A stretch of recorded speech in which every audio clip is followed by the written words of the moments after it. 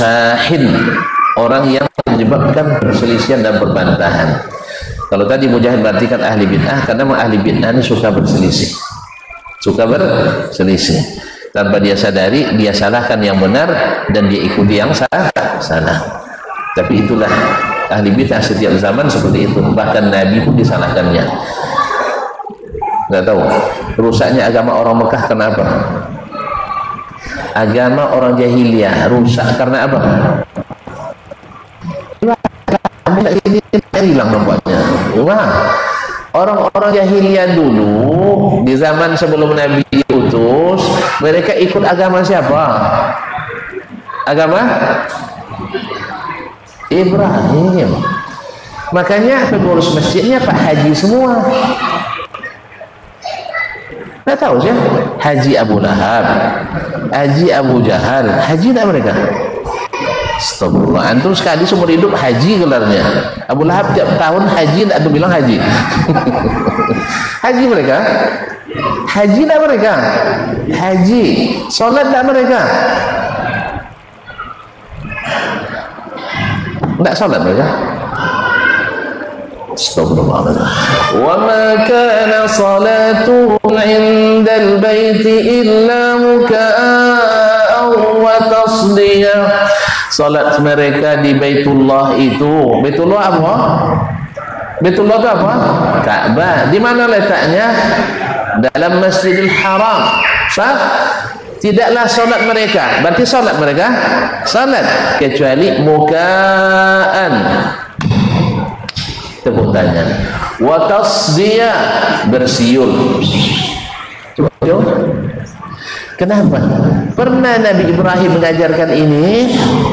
Woi, tapi sholat diajarkan? Iya. Tawaf di Ka'bah diajarkan? Iya. Tapi kemudian tersiul. Sekarang selawat diajarkan Nabi. Selawat diajarkan Nabi. Diajarkan Nabi. Pernah Nabi suruh satu koplo sambil joget, tepuk tangan, atau ngarang-ngarang selawat sendiri? Rusak selawat gara-gara selawatan. Sah? Rusak tahlil gara-gara tahlilan. Ya Pak. Rusak tahlil gara-gara tahlilan. Rusak kenduri gara-gara hajatan. Allah musta'an. Jadi jangan tersinggung ya. Saya bercanda, masa bercanda tersinggung itu. Jadi kaum muslimin muslimat, mereka mengaku pengikut Nabi Ibrahim. Tetapi kenapa mereka menentang Nabi Muhammad sallallahu alaihi wasallam? Karena bid. Subhanallah, berat sekali. Ketika mereka merubah salatnya dari rukuk dan sujud ke tepuk tangan dan bersiul, itu namanya apa? Bid'ah. Jadi bid'ah terhadap agama Nabi Ibrahim. Dulu orang Yahudi diajar oleh Nabi Musa dan Harun untuk mengatakan hanya ibadat, tidak beranak. Lalu mereka menjadikan Nabi Uzair sebagai anak Allah. Itu apa namanya? Ragu lagi. Merubah agama. Namanya apa? Bid'ah. Rusak pula agama Yahudi. Ketika Nusantara merubah agama Islam dengan budaya lokal, akhirnya menjadi Islam Nusantara. Nah, ini menyatukan atau memporak-porandakan? Memporak-porandakan. Jadi ketika datang dai ingin mengembalikan Islam kepada era zaman Nabi alaihissalam, maka dapat cap yang menakutkan. Apa capnya? Wahabi. Lalu fitnah dengan berbagai fitnah. Sesat menyesatkan, kejam suka mengkafirkan, menyamakan Allah dengan makhluk, dan sejuta tuduhan lainnya. Kejam. Tapi mereka hajinya berebut juga ke Mekah, umrahnya berebut juga ke Mekah sampai kehabisan kuota, kurang kuota minta tambah. Wahabi itu bisa berbeda pendapat dengan yang lain, kalau beda pendapat dikafirkan, sah. Itu yang keluar dari mulut-mulut penuh dosa itu. Andainya mereka kafirkan, boleh orang kafir haji? Boleh orang kafir haji? Saudi punya otoritas di sana, yang non muslim tidak boleh masuk Makkah Madinah, sah? Nah, tidak pernah sejarahnya yang dari Indonesia yang tak sepaham dengan Wahabi, Indonesia Aswacaya katanya. Nah, kalau Aswacaya tak boleh masuk sebab apa? Kafir. Misal, kan itu tuduhannya. Pernah tuan-tuan mengalami yang pernah haji atau umrah, pernah dicek paspornya? Hah? Pernah dicek ini Wahabi atau bukan? Nah, berarti mereka siap tidak berbeda pendapat? Siap tidak berbeda pendapat? Suka mengkafirkan orang? Tidak, justru yang bicara itulah yang suka mengkafirkan orang. Allah musta'an. Walhasil kaum muslimin, bid'ah selalu merusak, dan makanya tidak diterima, tidak diberikan ampunan oleh Allah SWT.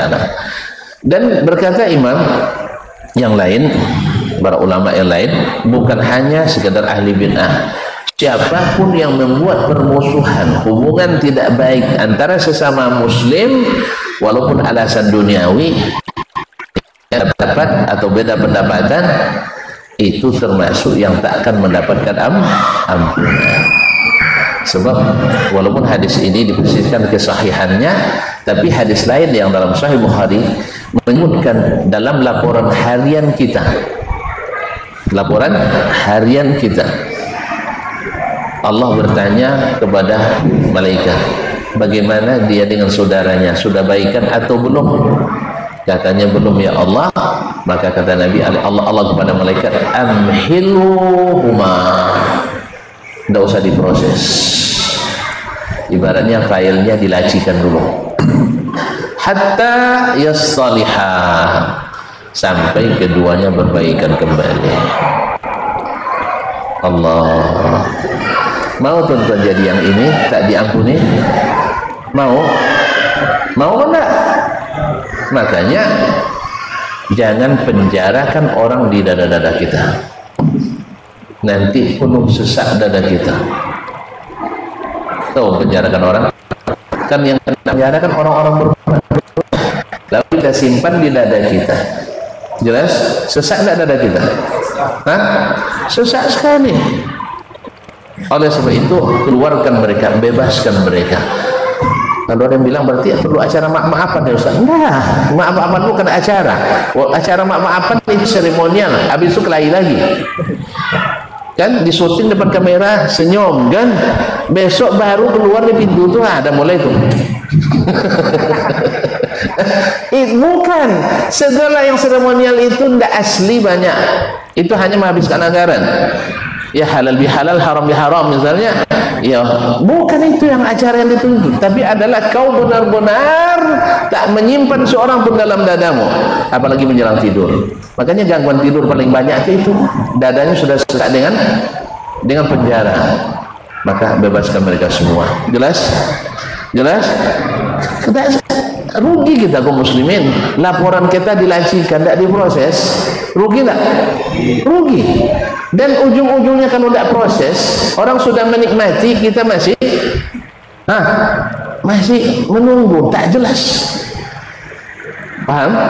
Untung-untung kalau kita punya amalan yang membuat Allah Subhanahu wa ta'ala senang pada kita, dia yang lobikan nanti kepada yang tempat kita bersalah itu kan, tapi kita kan tak tahu.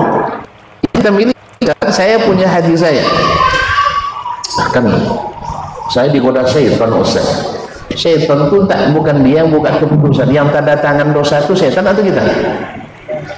Hah? Kita kan yang memutuskan, kita yang memutuskan itu kita. Syaitan itu walamma qudiyal amru, walamma qudiyal qala syaitan, ketika sudah ditetapkan keputusan hukum nanti di akhirat, syaitan berkata, innallaha wa'adakum wa'dal haqq, Allah berjanji kepada kalian janji yang benar. Innallaha la yukhliful mi'ad, Allah tak memungkiri janji. Wa wa'adtukum fa akhlaftukum. Saya berjanji tapi semuanya mungkin. Kemudian apa? Wa ma kana li 'alaikum min sultanin. Saya tidak punya kuasa sebenarnya. Illa an da'autukum, kecuali sekedar mempromosikan kepada kalian, jangan maafkan dia. Enak sekali bersalah tiba-tiba kau maafkan, enak sekali. Dia maafkan besok dia lupa lagi dan menyalah. Pokoknya balas dendammu. Darah dibayar dengan darah, duit dibayar dengan piti. Ini nah, padahal di satu sisi kan Allah berjanji, syaitan berjanji. Syaitan menjanjikan kalau kau balas dendam kau aman. Ternyata aman enggak? Aman enggak? Dihasutnya orang-orang munafikin untuk memusuhi Rasulullah, lalu ketika bertemu pasukan mereka lari, setan lari. Dan nanti kalau kalian berperang saya akan bantu. Kan orang kan banyak minta tolong setan kan dengan ilmu-ilmu mantra sakti, mantra guna, sah? Tapi kalau sudah bertemu dengan pertolongan Allah, hancur itu semua. Ma'asyarul kiram. Makanya dia lari. Jadi saya tidak punya kuasa. Oleh itu yang memutuskan itu kita, maka kita yang bertanggung jawab. Maka sebenarnya kalau ada yang bilang, oh tidak kuat saya melihat setan, antum sebenarnya bukan tidak kuat, tidak mau.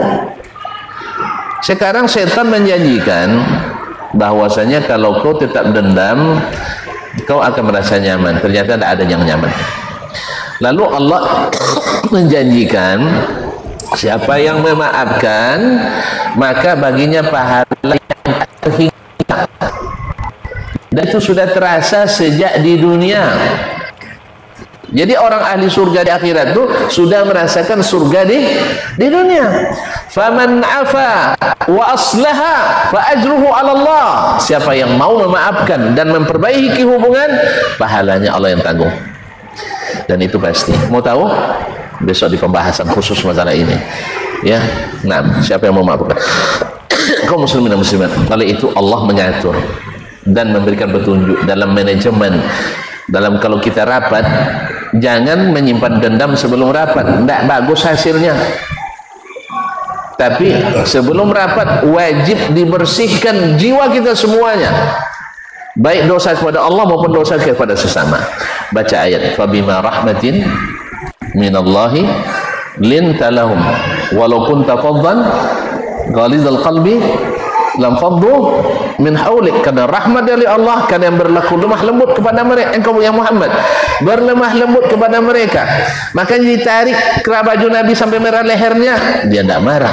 Dicaci maki, dihina, direndahkan, beliau tidak dendam. Diusir dalam tanda petik, harus hijrah meninggalkan Makkah ke Madinah. 8 tahun setelah menguasai Makkah, beliau tidak puputan. Tidak tahu ya. Antum tidak belajar PSBB dulu, perang puputan masih ingat? Tidak tahu. Itu Igusti Ngurah Rai dulu tuh. Ya, perang puputan di Bali. Artinya habisi, genosida. Tidak, Nabi tidak melakukan itu. Izhabu fa antumut tulaqa. Pergilah kalian bebas semuanya. Allah, berapa banyak sahabat yang habis di tangan mereka? Berapa kali mereka nak menghabisi Nabi di Madinah? Perang-perang itu dengan mudah engkau lupakan ya Rasul. Iya, rahmat minallah lintalahum. Walau kunta faddan ghalizal qalbi lam faddu min hawlik. Kalau engkau kasar, berhati keras, mereka akan meninggalkanmu. Lalu kata Nabi Allah SWT, fa'fu anhum, maafkan mereka. Terus wastaghfir lahum, kemudian mintakan ampunan untuk mereka. Jadi kemudian setelah itu wasyawirhum fil amri, setelah maafkan mereka, habis itu mintakan ampunan kepada Allah untuk mereka, baru bermusyawarah. Tapi kalau bermusyawarah masih membawa sekop dan awas nanti saya habisi di waktu rapat, seperti rapat dewan aja. Kalau niatnya saya menjatuhkan, pasti hasilnya bermusuhan. Makanya sebelum rapat pastikan bersih hati kita dari dendam. Karena musyawarah bukan untuk melampiaskan dendam. Kemudian bersihkan saudara kita dari dosanya kepada Allah. Wastaghfir lahum. Dalam ilmu manajemen ini namanya mengkondisikan suasana yang nyaman sebelum terjadi rapat dan pertemuan. Jelas? Sehingga nanti yang terjadi apa? Adalah kebersamaan mencari kebenaran, bukan pemuasan. Dan bila terjadi kesulitan dalam musyawarah, ingat, ada Allah tempat kita mengadu. Kalau perlu menjelang waktu salat 15 menit kita hentikan dulu. Maaf, kita salat dulu. Dan itu teruji pertama sekali tentu oleh Nabi dan para sahabatnya. Dan saya pengalaman juga menguji itu. Terjadi gap antara dua grup. Saya dimasukkan untuk jadi pimpinan di situ. Orang sedang perang dingin, perang panas juga, bukan dingin lagi. Ya, saya disuruh masuk di situ memimpin. Kira-kira nyaman tidak saya? Hah? Di rapat itu kentara sekali. Masya Allah. Menjelang azan 15 menit atau 10 menit menjelang zuhur, datang 5 interupsi yang semuanya berat. Kalau dibahas tak akan selesai mungkin. Lalu saya teringat perkataan Nabi alaihissalatu hadis Nabi, kana iza hazamu amrun fazi'a ila shalah. Nabi bila menghadapi masalah berat, dia pergi bawa salat. Wasta'inu bis sabri was salah. Innallaha ma'as sabirin. Saya usulkan ini semua saya tampung yang 5 ini. Tapi karena waktu salat sudah dekat, bagaimana kita salat dulu? Nah, tentu sebagai pimpinan rapat kan kita punya kuasa kan? Tidak, iyalah. Alhamdulillah setuju. Alhamdulillah. 3 menuju musalla sudah dapat jawaban jitu. Buktinya nanti setelah sholat. 1 dalam sholat. Awak boleh imamnya dalam sholat terlintas jawaban 1. Saya harus jujur ini, serius ini. Nah, ya jangan dibilang saya nak pura-pura khusus, jangan tak. Kadang-kadang datang juga pikiran-pikiran itu. Alhamdulillah dalam sholat dapat lagi. Sudah berapa? Sudah 4. Satunya pulang sholat, di perjalanan menuju ruang rapat dapat lagi. Alhamdulillah tidak sampai 20 menit tuntas. Habis itu kami makan bersama. Coba kalau saya jawab dari tadi, sholat terlambat, asam lambung naik, lambat makan, dan kita sudah belum tentu selesai yang kita bicarakan. Jelas? Jelas? Pada sebab itu lapangkanlah hati kita murni lillah, jangan dekati syirik, dan lapangkan hati kita kepada hamba-hamba Allah. Ternyata hablum minallah hablum minan nas, itulah sumber kebahagiaan, sumber keberuntungan, dan insya Allah itu ada di bulan diangkatnya amalan, yaitu di bulan Sya'ban ini, supaya nanti kita panen raya di bulan Ramadan. Supaya kita panen raya di bulan Ramadan. Suburkan hati kita, suburkan keimanan kita, suburkan tauhid kita, supaya ketika amal diangkat kita ditemukan atau dilaporkan dalam keadaan berbuat taat. Di antaranya adalah puasa di bulan Sya'ban, dan melapangkan hati dengan tauhid yang benar, dengan cinta yang sesungguhnya kepada saudara sesama muslim, dan lebih khusus lagi saudara mara, karib kerabat rahim kita yang dekat kepada kita. Saya kira sudah sangat jelas sekali. Kalau tidak jelas pun bilang jelas, karena waktu sudah jelas. Karena waktu sudah jelas. Lambat. Tapi maafkan saya ya, sekali-sekali 6 bulan masa tuan-tuan tidak rela saya kasih lebih lemah sedikit.